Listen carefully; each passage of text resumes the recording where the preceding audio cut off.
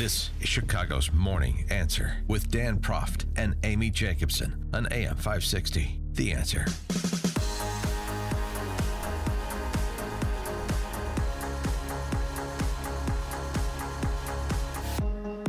Top of the morning, Dan and Amy. So is it all over but the shouting for America?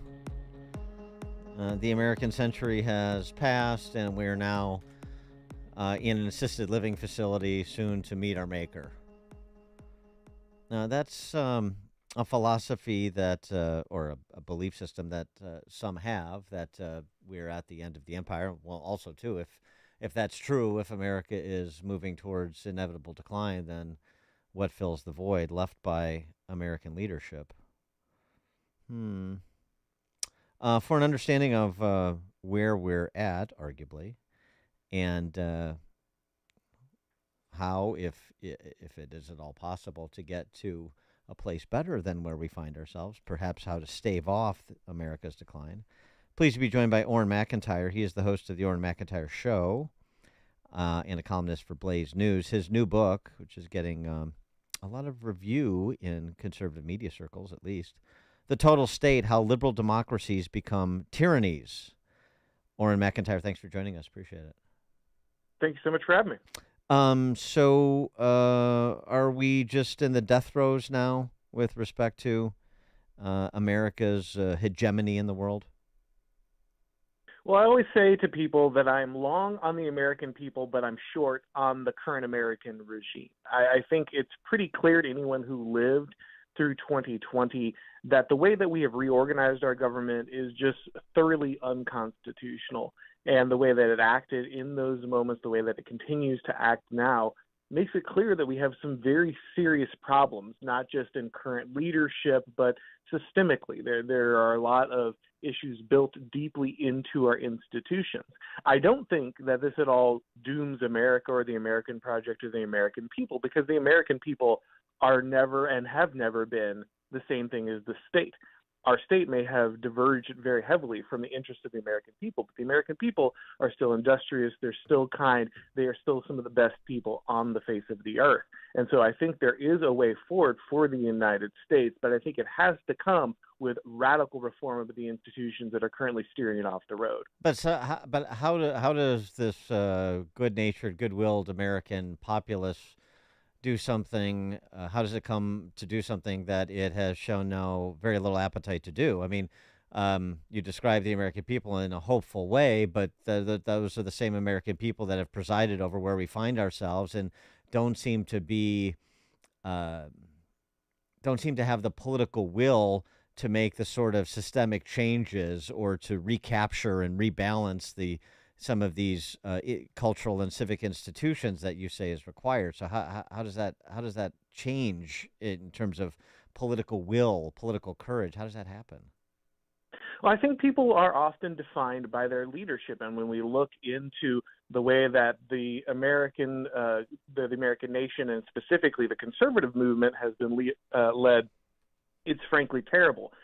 There has been this understanding among conservatives, especially those of the last few generations, that the institutions themselves were really the same thing as the nation, and that those institutions would in perpetuity protect our freedom, protect our liberties, protect our heritage and our tradition and our understanding of who we are as a people. And so we didn't really need to do anything. The Constitution was this novel piece of political technology. And once the Founding Fathers kind of set this machine in motion, we needed to vote in some of the right people from time to time, but ultimately our individual responsibility was considered less and less every generation. But that's not what the Founding Fathers understood about our Constitution. They understood that ultimately the Constitution is only a reflection of the way of being of the people. Our Constitution was great because the people who wrote it were great. The people who were living out and embodying its values were great. And I think that those values still exist in the United States, but we need a leadership. We need a conservative movement especially, which is motivated and energized towards specific goals and duties to community, no longer relying on federal elections to magically fix everything with a wand, or for some aspect of military leadership or law enforcement or someone to ride to the rescue. Understanding that those duties and responsibilities always lay at the feet of us in our communities. And there's a reason that the government was established in a federal style, because it's really that state and local building that actually creates robust communities that can push back against a strong centralized government.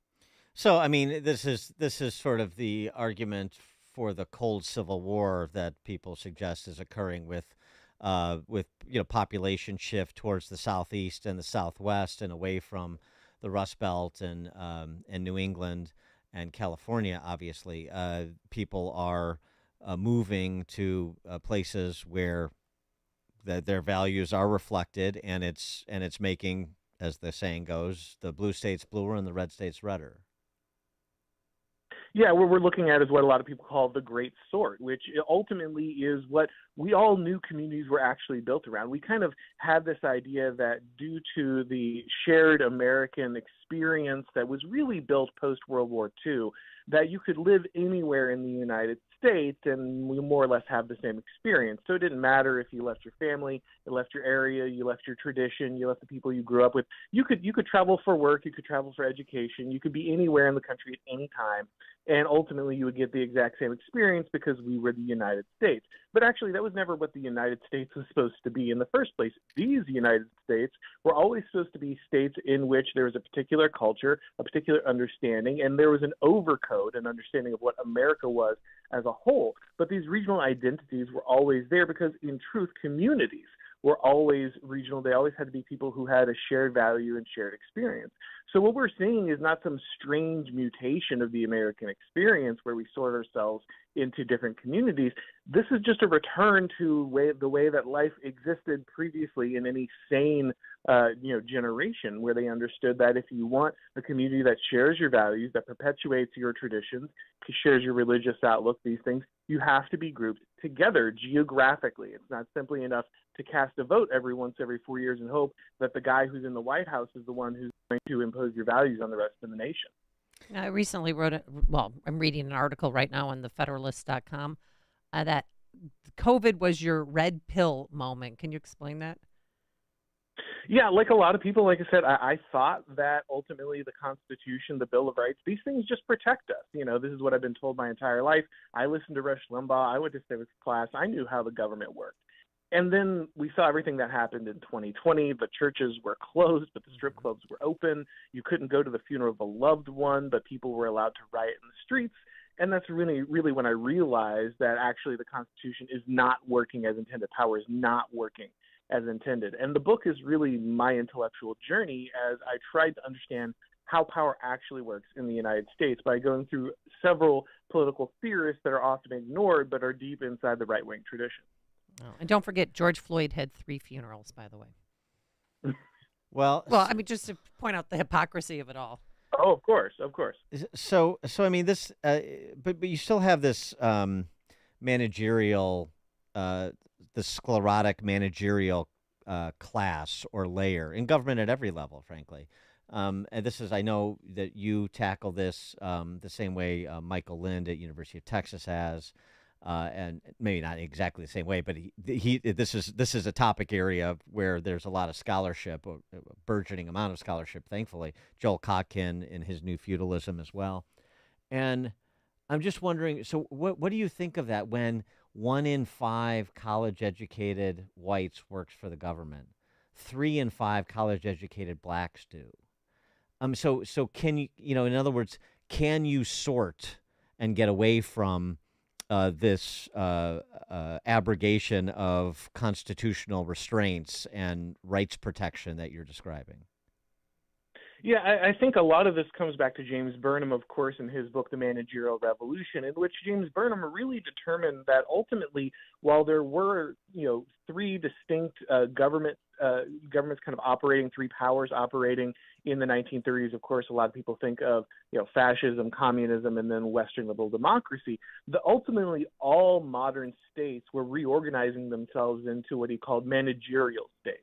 And these managerial states required a large amount of centralization and production control due to mass production and mass consumption, the scaling up of society after the Industrial Revolution. Yes, we did not go down the same route as communism or fascism, but FDR's control of the government in the 1930s very clearly mirrors that understanding of the need to centralize and managerialize pretty much all of our bureaucratic institutions. And because that became the central organizational tool in government, it also became the central organizational tool for capitalism, for even religious organizations, education. Everything is under this mass managerial mindset.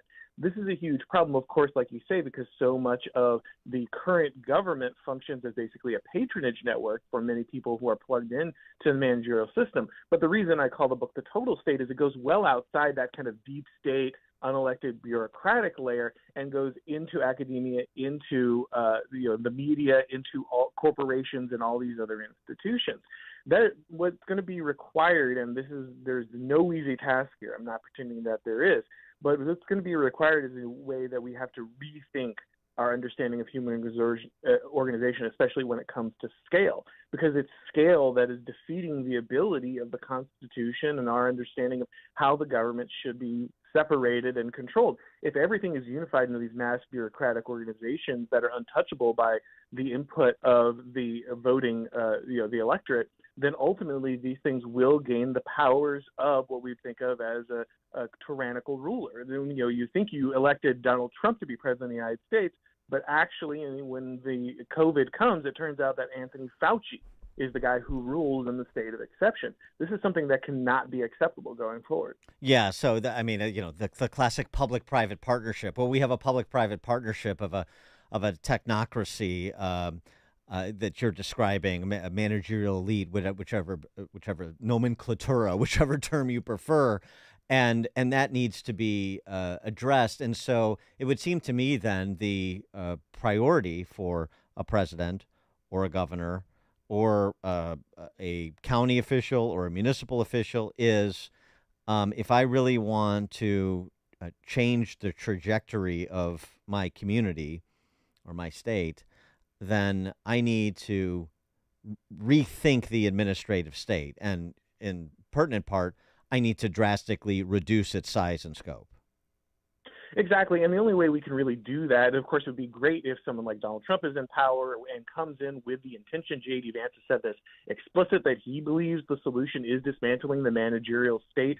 So having someone in Washington actively doing that is obviously ideal. However, that's also it's also kind of asking the monster to disassemble itself. Leviathan usually doesn't want to wield that power easily. So really all they can probably do is pry the door open. But what then happens is the ability of the states to take charge of these things again once they get some breathing room. We've already seen governors like mine, Governor DeSantis, make big changes and have a big impact in the state. The way that I lived through COVID was radically different than most people because of his leadership. And think of the states like Alabama and Ohio that are currently dealing with these mass migration crises. You have Springfield, Ohio, 20,000 people from Haiti coming into that, most of them being brought under this temporary protected status specifically enabled by the federal government. And what is the Republican governor doing there? Nothing. He's saying, actually, I agree with this policy. The only thing I'm angry about is I'm not getting the funding. That is exactly the problem. He doesn't have a problem with the fact that he's getting replacement migration into his towns, that there's a massive impact on the people living in there, that there's a deleterious impact on the people there. He's just worried the bureaucracy is not sufficiently funded. There's not enough scaffolding. That is the kind of mindset that has to be destroyed. Good example. Auron MacIntyre is the host of the Auron MacIntyre Show and a columnist for Blaze News. The book, The Total State, How Liberal Democracies Become Tyrannies. Auron, thanks so much for joining us. Good luck with the book. Thank you for having me. Thank you. And he joined us on our turnkey.pro answer line. There's only one radio show in Chicago talking about today's biggest stories and telling you what they really mean. That show is this one, Chicago's Morning Answer on AM 560, The Answer. Signature Bank is Chicago's fastest growing independent